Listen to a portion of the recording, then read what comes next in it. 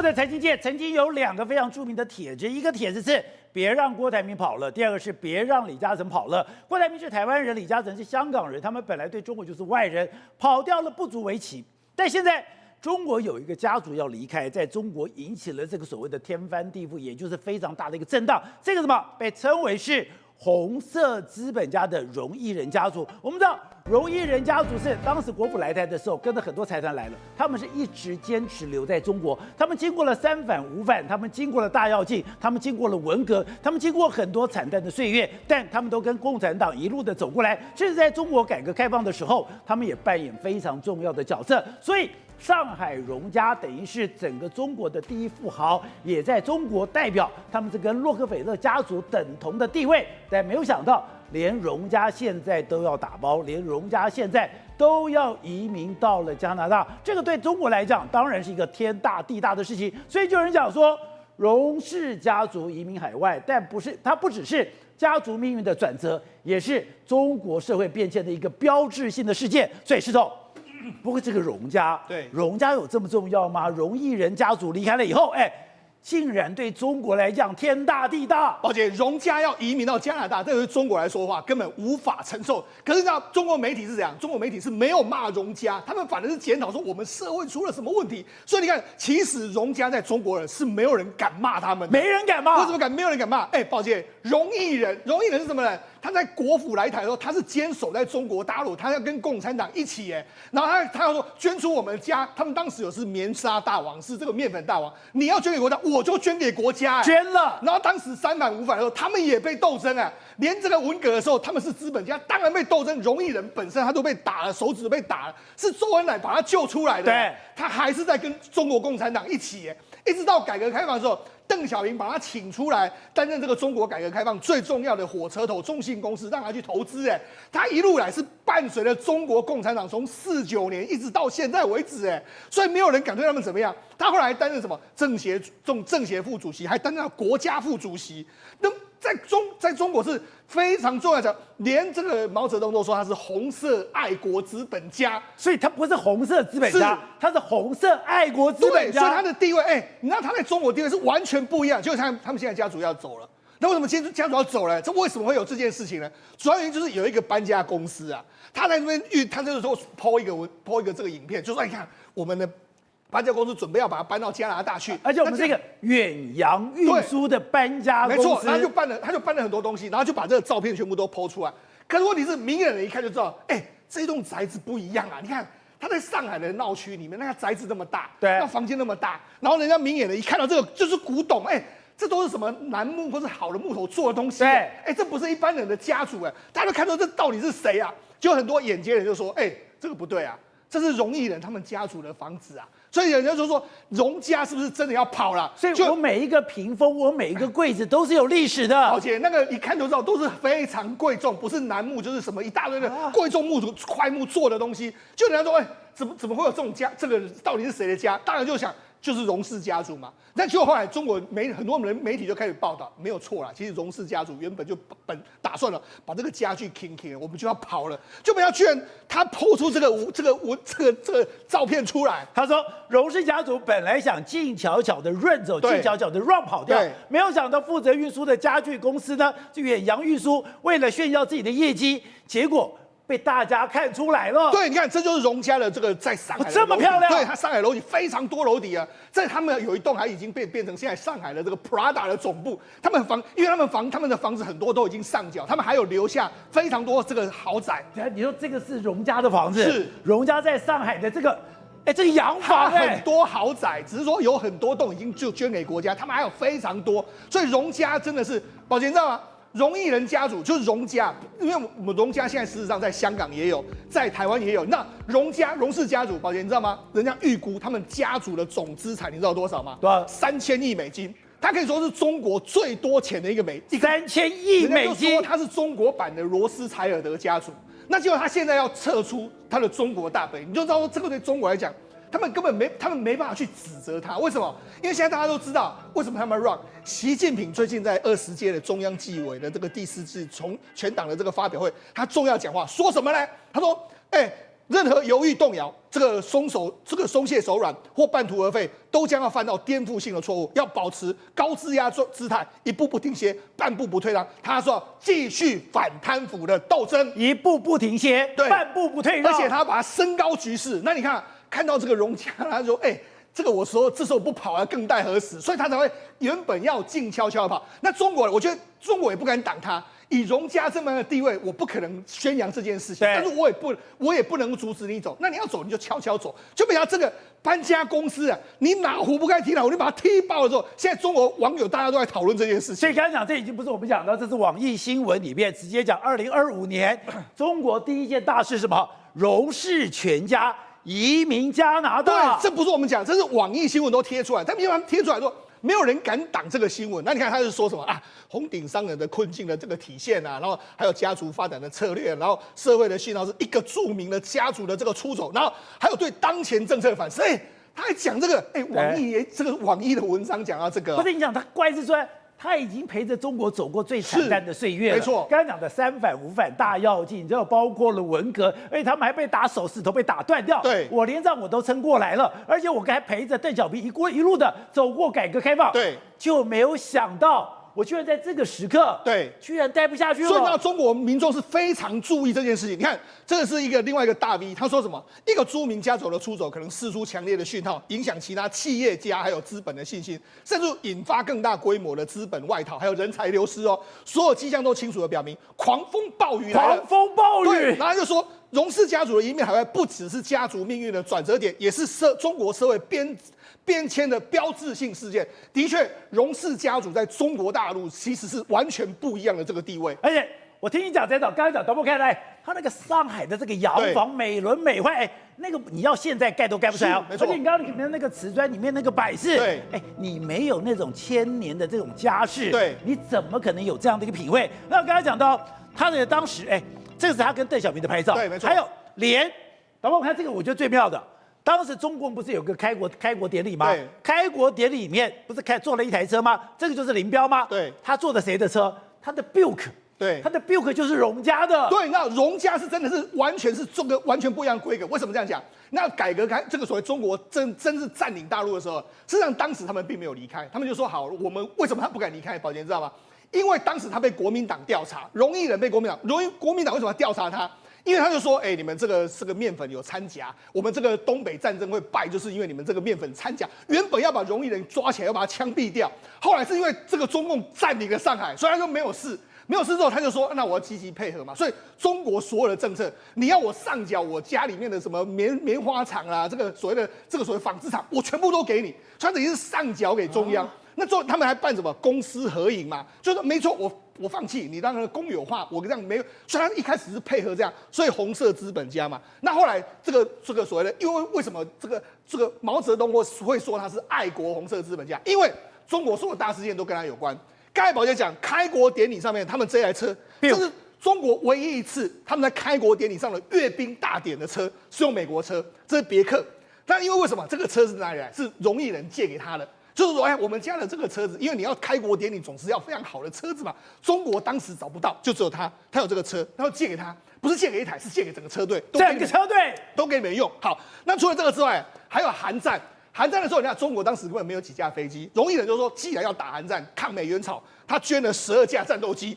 然后捐12架战斗机，然后又说什么大量的物资，你要什么面粉啊什么，我都全部捐给你。所以他当时是这样子捐给，所以为什么他会是红色爱国资本家，就是这个样子啊？你国家有难，你就在这里面啊，所以没有问题。毛泽东是非常，那毛泽东每一次去上海，他都一定会去一个地方，就是去荣家，他一定会去，所以他跟毛泽东的关系是你看，这就是毛泽东跟他们的关系，是相当密切的。而且刚才讲的改革开放里面，邓小平要的也是安民心，他的这个第一个安定时，就是叫荣毅人出来主持大局。主持大局？他居然当时成立了一家公司，就现在非常有名的中国国际信托投资公司。对，那我刚才不是讲吗？他后来3反5反他都被斗争，然后改那个所谓的这个文革，他还被打手，但是问题是。现在这个文革过去了，邓小平还是说，我们还是请你赚，他还是愿意帮中国一把，所以他当时就成立一个叫中国信托投资公司，就是中信集团。好，那当时就说用荣毅仁你来担任所谓的总裁，让你来管。所以当时保监上，荣毅仁当时是什么？所有中国改革开放民间企业最重要的推手就是他，所以他开始做中国的什么航运业、什么业、一大堆都是他开始创的。所以也是从他开始，中国改革开放的企业才开始这个开枝散叶，甚至最早去香港，让他后来用这个中信去香港买了，包括说像这个港龙航空、国泰航空，还买了香港电信，都是他买的。对，就是他一开始去这个深入香港，所以其实他对中国改革开放是完全，你要说他是第一功劳，其实也没有人能够真的比得上荣毅仁的。而且他们家的这个财务有多少？有一个也就是说有一个直播主，对，他不知道弄来什么，随便的一个小小，你看啊，这个中小小的邮票哦，是。这个都是荣家少奶奶留出来的。为什么大家就说其实荣家要跑经有迹象可循？那这是去年那个抖音的网红叫听权鉴宝，那个直播间，他就是说在评这个所谓产品的这个鉴宝，你拿给我鉴宝，就有人说，哎，那我拿给你一个东西，他拿出一张这个，保监他拿出一张这是什么？这是邮票，一张邮票。那你知道这个邮票是什么呢？就人家鉴表说，哎，你这个邮票，所以你说。右边的那只手，对，是荣家少奶奶的手。他说这个是什么东西？他完全吓了一跳。他说这是什么？这是中国的第一张邮票。你怎么会有中国的第一张邮票？那很多东西一大堆宝物拿出来，大家完全傻眼。这是什么东西？中国的银元，中国第一个银元，然后中国的什么地契，怎么？我从来没有看过这种东西。那鉴宝就是每一次都是大清的邮局的这个银票，什么大这种猛物。当时的直播间大家都说，这完全颠覆了我们的想象，到底是谁啊？当时就有人说这是荣少奶奶，她拿出来准备要卖，把家里面的东西卖一卖，所以显见当时就可能已经有要这个润的这个状况。所以刚才讲在中国财经界最大的是荣家，在整个所以说做官场上或者学术界是钱家，是这两个都是顶天大柱。当然了，好，我们讲荣家其实有两重要两个支脉，一个是荣耀，一个是荣家，这个是荣中镜，荣中镜就是我们知道现在的上海商银他们那一脉，台湾的上海商银就是这一脉。那个荣毅仁的话，他们就是这一脉，这一脉的话荣毅仁，然后传到他儿子荣智健，就是这样，他们这一脉现在。这个在中国的这一脉，那这一脉是已经跑到香港跟台湾来。那就台湾的上海商银，台湾的上海商银就是荣家的。台湾的上海商银是多有钱，你知道吗？还有在香港，还有这个上海商银，他们整个家族相当庞大。那为什么他们家族那么有钱呢？因为当初荣毅仁呢，他开始创立那些公司的时候，他很多股份都是他自己会有。所以呢，他们的海运公司啦，什么化学公司啊、石油公司一大堆，他们都有啊。所以为什么人家就说他们至少身价？虽然说中信最后3000亿美金，最后中信呢是说，因为建设到2009年的时候就说好了，那中央要收回去，那就收回去给中央吧，他就收回去。但是问题是，他有很多周边事业，非常非常庞大，所以人家说3000亿美金的家族，3000亿美金的家族现在要离开中国，你觉得这个中国影响大不大？当然影响很大，所以才说，但是中国又没有人敢骂他们。因为你要说没人敢挡吗？你要说建设，你要说建国，你要说跟中国赔过那么多岁月，都是荣家都走过这些岁月，但是为什么他在这个时间点要离开中国？连这个国民党要这个中国共产党占领上海，他都没有离开，结果他在这个时候要离开，所以显见中国当然对他们来讲是非常非常大的这个压力出现。好，各位，我本来对荣家到底有多少钱没感觉，等会我们看画面，那个在上海的静安区。现在是 Prada 的一个总部，那不用讲，他们家自己住的豪宅，所以荣家真的是在中国已经是盘根错节、根深蒂固。他陪着中国，刚刚讲从中国建政，然后中国一路的三反五反、大炼钢，包括大跃进，到了文革。这样的一个家族竟然现在要离开了。是啊，如果说真正的太子党，这个荣家才真的叫做太子党。他们太子党，什么叫太子党呢？荣毅仁因为担任过中国国家副主席哦，他的小孩这些子辈们基本上对中国共产党的话是有恩的哦。而且那时候荣毅仁才发现到，原来你在1985年的时候就加入了中国共产党。那接下来呢，配合着这个邓小平的改革开放政策，所以整个家族来讲的话，对中国的经济发展是有贡献的。但问题在哪里，知道吗？因为荣家来讲的话，本来在这个满清末年的时候，他们做了一件事情，他们真的是爱国商人。为什么讲是爱国商人？因为当时他们的这个创办者呢，就发现到为什么他叫面粉大厂跟纺纱大厂，因为他看到在香港怎么会外国在进口面粉到中国去，中国是个农业立国的，为什么自己没有自己的面粉业呢？所以他于是自己创办了这个面粉业。创办了这个面粉业之后，你知道到了这个1949年，不是中国共产党这个中华人民共和国成立之后呢，原本是要对他这个农家出手的哦，结果什么意思呢？结果因为搞了一个所谓的韩战出现了，韩战出现之后，结果呢，毛泽东想说，哎。我这个打仗的时候需要面粉啊，需要这个要粮，要飞机，要穿衣服啊，要飞机啊，所以什么就改让农家能够去经营这样的东西，所以其实它跟红色资本是挂在一起的。所以我要打仗，我当然要钱粮，打仗出来钱粮，我要食衣住行。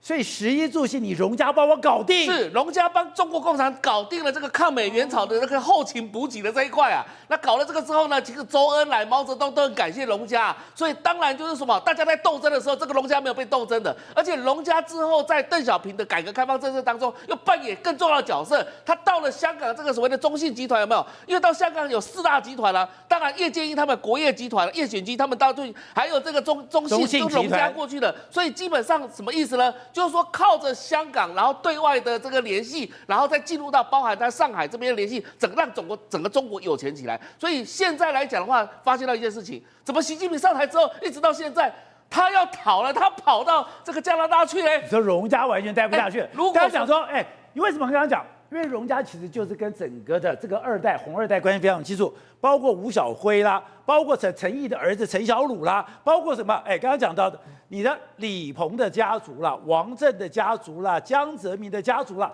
都跟他们有盘根错节、根深蒂固的关系。那如果你现在要去斗这些家族，你最后不就是要斗到荣家了？是啊，我们说外资如果说进入到中国逃离，那个我们没话说，为什么呢？因为本来来讲的话，它就属于外资。如果香港港资来讲的话，当然也是在商言商，它可能对中国共产党有恶心。但是这种红色资本在中国扎扎实实的本地的，结果你也要跑掉的话，而且会跑到加拿大，你看他们家族也是很低调哦，但是被搬家公司就讲出来之后才这样，原来你荣家也要搬走了。那所以这个事情大条的原因在哪里呢？是如果连荣家这种红色资本都挺不住，都认为说习近平主政之下，一会要放，一会要收，一会要放，一会要收的情况之下，接下来他们荣家怎么样，非逃不可啊！就是为什么说现在大家觉得说，那本土资产都这么如此的话，那这些其他的小企业看到了不会跑吗？所以现在整个中国的状况就是这样子。好，所以吴总刚才讲，习近平现在没有要收手。他现在整个中国觉得非常低迷的一个状态，觉得对未来非常的不抱期望。就习近平怎么讲？他居然讲说，现在我没有要松手，我继续要打贪，我任何的犹豫动摇、松懈手软、半途而废，都将犯颠覆性的错误。我要保持高压态势，一步不停歇，半步不退让。还要继续的打下去。对，我今天看到南华早报登这篇文章，我看很惊讶。因为很简单一个道理，就是说，你打贪已经打了10几年了，这是第3届了，2届10年，现在第3届了，对不对？所以打了快要12、13年的贪了。然后你现在当时在刚开始10年前打贪的那一批人，对，大概从全部下马的官员呢，听说高达100万人，有100万人离开岗位哦。那就换言之，一批新的全部上来了，10几年上来，光是年轻的就会变中年的嘛。所以换言之讲，现在在掌控这个政府的重要的官员，都是你打贪以后所产生的官员。对，为什么你还要打贪呢？所以这个东西很奇怪的事情、你的人呢，就像在军中一样，你不是提拔苗华了吗？怎么苗华也贪？是啊，所以就是很简单，表示这个东西它没有根本治疗嘛，对不对？这个是野火烧不尽，春风吹又生啊。那所以它这个问题是什么问题呢？它是结构性问题。那你结构性问题就不是靠你领导人的意志力可以改善的嘛，就不可能了嘛。所以应该讲说，对他习近平靠着打贪而上位这件事情。在这一个阶段来讲的话，有全世界的有识之士，或是懂中国的科学人来看他的话，他已经是一个失败的打贪的一个领导者。因为他这个打贪已经说没有任何能量了，也得不到支持了。对，没有了嘛。而且这个目前的情况来讲，现在这个情况，今天他的打贪是为了什么？已经不是为了要改善、要改革了嘛。今天的打贪是为了斗争嘛，他很明确的，现在的打贪是第3届的打贪啊，那是为了保持他的权力的斗争，并不是为了要把共产党又有革新的这种作为，没有这个没有的作为。你看军方已经腐败到这种程度，对，然后到了各地的官员，包括到了2线跟3线城市，连薪水都发不出来。现在年轻人失业率到什么程度，你知道吧？到了不敢报道。政府本来以前不是每年要报道个年轻人失业率吗？现在都是千万人了。这不敢，年轻人失业率为什么重要？太重要了，因为那是社会动乱的因子。他现在年轻人失业率连谈都不敢谈，因为现在第二个快过年了，再来就是说他的四中全会还没有开，四中全会开下去的话，你的人事到底要不要动？但我听说了张又侠现在已经把中央警卫局的局长了就是他的所谓的这个中南海的御林军的局长都已经换掉了。变张又侠的人，变张又侠的人了。我听说了，那就因为很多东西，因为讲我们要讲说公共情报、开源情报，要用很多推论上面去找。那到底现在军方跟他是属于什么关系？当然，荣毅人这个事情是一个指标，是一个非常大的指标。真的很严重吗？我这样讲了，你认为是打包工人发现这个消息跑出来的吗？当然不是。对嘛，有人放嘛。是谁放的嘛？当然共产党自己放的嘛。那放的人有两面说法嘛，对不对？一个是要修理荣毅人嘛，对不对？另外一个就是借着荣毅人的出手来修理中央嘛，对不对？你怎么能让他怎么敢这样子大的？表示人早就走掉了嘛。基本上是你搬出了，在搬家搬给党意营造啊！而且我们现代化的社会、现代化的金融要转移资产的话是要靠什么？我跟你讲，手机就把你转移掉了，咔几个密码就到瑞士了嘛。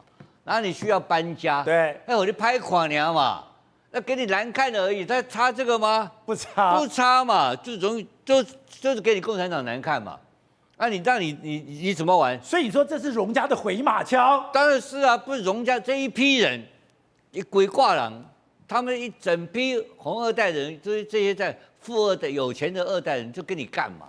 所以这个是个指标，这个指标你不要忘记啊，你去查他的资料，他是公元2000年的时候，富比士计算的哦，不是别人算的哦，中国第一首富，2000年。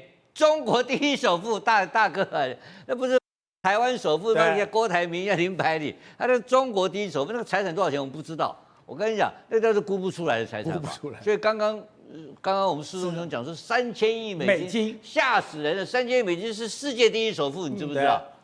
那你看马斯克不是3000亿美金而已啊，对不对？所以这个恐怖了。而且中国改革开放将近40年时间有20年时间都在贪污嘛。所以他们的国家为什么搞到现在为止，所有的社会的福利做不起来？国家为什么搞得没有钱？钱去哪里了？被贪了，贪掉大部分，就是他阶级的分配不平均，而造成了今天的窘境嘛。所以这个时候，习近平我认为在做这个，在跟中纪委大会上宣布要更加大力度打贪我觉得这个是属于出口转内销的动作他是宣示动作而已他做不到的啦。对，他做不到，因为这个现在很简单嘛，马上美国压力来了嘛，你有什么能量去面对美国压力？对，所以中美的斗争立刻要开始了。那这个川普只要跟我说我跟他的关系是好朋友的人，那个人都倒霉。川普只要强调这个人跟我好朋友，对，他说金正恩跟他也好朋友啊，普丁也好朋友啊，哪一个不倒霉？都被川普修理。所以后面的灾难呢，在川普上台以后更危险。好，对，不是。现在没想到中国第一家族荣毅人家族居然要离开了。你们跑财经知道说，那对中国来讲是天大地大的事情。除了他们现在讲说，他们现在荣家第3代有可能被对付在，最可怕的是，中国的经济根本已经没救了，中国的经济只会江河日下。对，荣家的撤离代表中国的民营企业家完全没有机会了，没有希望了，没希望了。因为当年邓小平、吴郭燕把荣毅人请出来，就是希望打造一个对外对全世界信任说。中国改革开放是真的，所以是请他来借外资发展出中国经济。50年来的路是这样走出来的。荣家厉害到外国人会相信他。对，到现在台湾还有他的资产呢。上海储蓄银行是他的，台湾228事变之后的沈主席是荣家的妹夫啊。它其实到全世界还是，所以毛泽东说龙家是中国唯一可以说的是财团的人。他们家还当过台湾省主席，台湾省主席魏道明就是他妹夫。魏道明到现在，上海储蓄银行还是魏家，还是龙家的。还有在台湾，你可以看到中国旅行社也是魏家的。中国旅行社是他家的，所以季星吉是怎么评价？所以在那个什么泰鲁阁那个精英宾馆那个地主是他们家的。对啊，当然是他们家。龙家被毛泽东说，中国的所有的人能够说财团的，只有龙氏一家才是财团。在民国的时候，一半的中国是吃他的、穿他的。可是，在文革的时候，他被打断手指，一只眼睛瞎了，还去罚去扫厕所，就是这只手在扫厕所，把马桶刷得很亮，是非常惨的。不是，你是中国第一首富，手指头被打断。还去扫厕所，眼睛还被打瞎了，还是瞎了一只眼啊！所以他在文革的时候非常的惨。蒋经国在上海打老虎的时候抓的就是龙家的，是蒋经国日记还跑到无锡，当初无锡龙家是从无锡发家的，一半的无锡是龙家的，这记录在蒋经国的日记里面哦。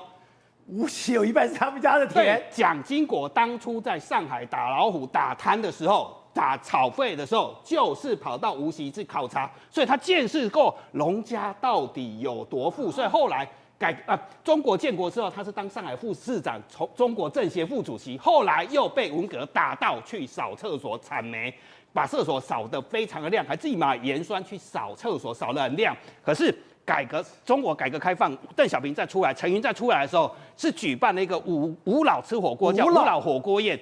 这其实改变了中国的经济发展。为什么要改变这个经济发展？是他请出5个大佬，最重要是要请龙毅人成立中国国际信托公司，要让世界相信他改革开放是真的，要借世界的力量。因为龙家在海外还有非常多的资产，所以为什么叫中国国际信托公司？为什么前面要加2个字？国际。这是邓小平坑他了，中国不会给你钱，你要去国际借钱。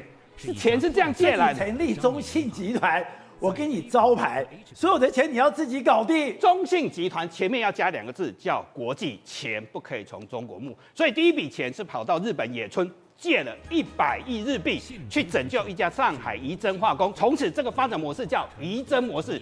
借外资的钱来发展中信，所以才打造出中国今天的4大财阀之一的中信泰富集团。中国现在整个经济就是4大财阀：保利、华润、招商局，再来就是中信泰富集团。所以他走了，代表什么？中国民营企业家还有希望吗？外资还能相信中国？因为请他出来是要招募外资，是让世界相信改革开放是真的，是邓小平、陈云这么想的，所以他走。这是很严重的一件事情你不讲我都不知道那么严重。而且我们看到现在中国，你说我已经念到清华的这个硕士哦，我干嘛？我当清洁工。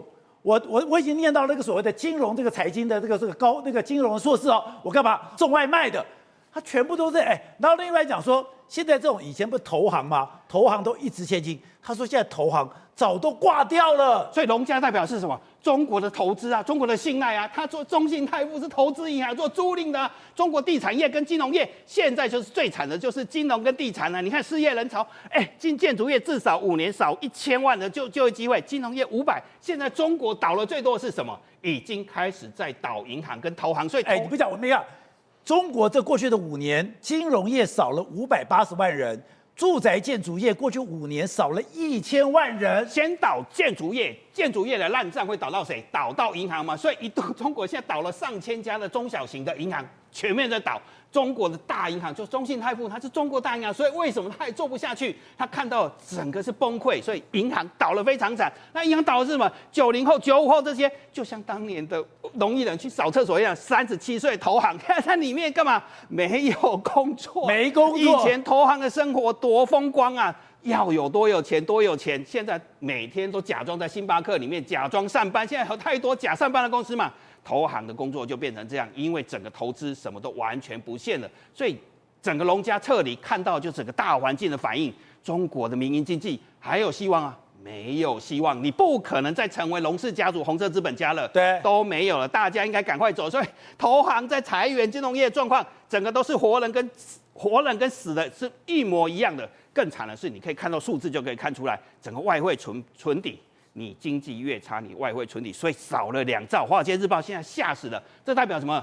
中国的外汇出口是在赔钱，它很难收到钱嘛，所以外他去年少了2兆台币，2兆台币，金额一直在往下降嘛，代表整个中国已经从地产烂到金融，烂到投资业，没有人在投资，民营国际都对它没有信心了。对，我们刚才讲说，现在中国这个经济崩溃，更可怕的是，你现在看到画面，大家喊着，搞不好可以放声音，高喊着放人、放人、放人，而且不是一些人，是有5万人。这个在哪里？这个居然在习近平的老家陕西。对，这在习近平的老家陕西啊，这是什么原因呢？这是因为一家职业学校呢，一个小孩子被霸凌，霸凌之后呢，后来有人说是跳楼，然后后来跳楼之后呢，他妈妈被请到学校去之后呢，所有的证据显示哦，因为他身上来讲的话，很多其他的淤青，他妈妈也没办法被看，就是说没办法看到这样的尸体哦，只让他去什么见到他的容面而已。那这时候呢，因为他的舅舅也去替他出面，所以后来舅舅被人家这个带走之后呢，会造成这么多的人上街头去声援他们家的原因，就是因为你为什么很多事情来讲的话都是掩盖的，不让人民知道。所以你看到5万多人上街头，就在陕西的蒲城这个地方呢。蒲城在哪里呢？蒲城的左边就是习近平的故乡富平县，所以也就是说，在习近平的老家来讲的话，出现那么多的这样的一个群聚事件。那这群聚事件来讲的话，连当地的警察、公安只能放这个所谓的我们看到催泪弹啊，或是瓦斯弹等等之类的来驱逐民众，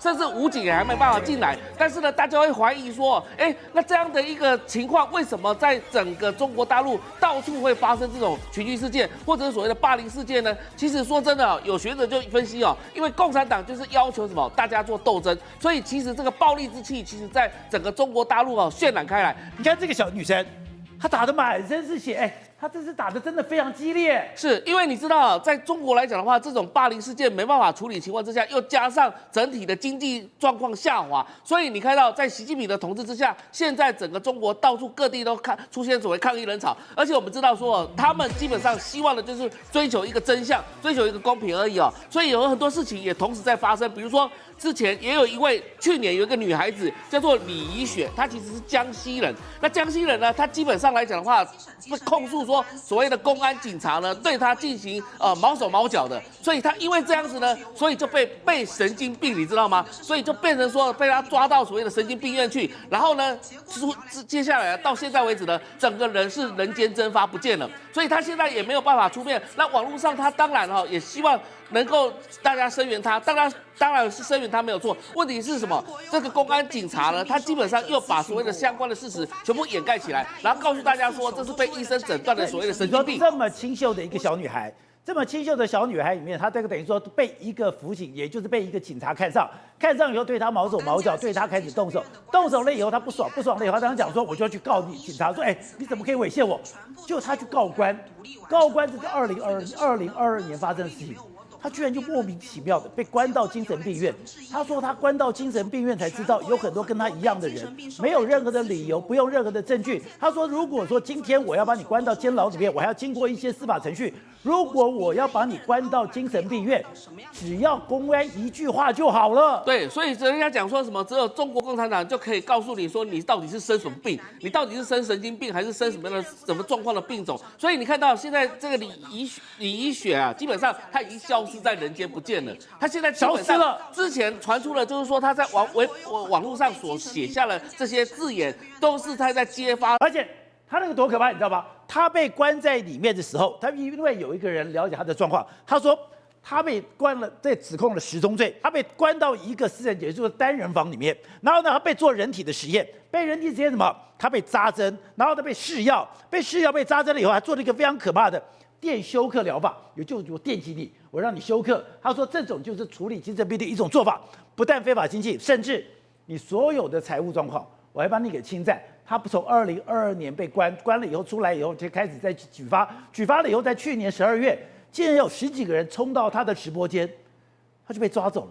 抓走之后，他就人间蒸发了。对，你看这一号人物，他是20岁，他是江西财经大学的，基本上他也是有什么这个高等教育的，而且是是有知识的。结果你看到他其实列入出了很多这些警察、公安的名单，哪些人对他进行这个粗暴的性骚也好，或是对他质问也好，甚至于抓捕他之后呢，然后做了什么事情，其实他都有罗列出来。但是这一号人物就是因为在这样子公开之后呢，就被警察抓走之后，到现在为止下落不明，人也不知道跑去哪里了。好，那在中国这个东西不能被举报，它被盖到这个所谓的黑暗的世界里面。可在台湾当然可以讲，谁把它搞的呢？这个叫做什么？丁公路派出所的辅警赖贞吉，南昌市西湖区司法局的副局长赖神祥，南昌市公安局新建分局石冈派出所的员警赖鹏亮，南昌公安处陈警支队长的赖国平，南昌应急管理局的3级研调员赖宏彪，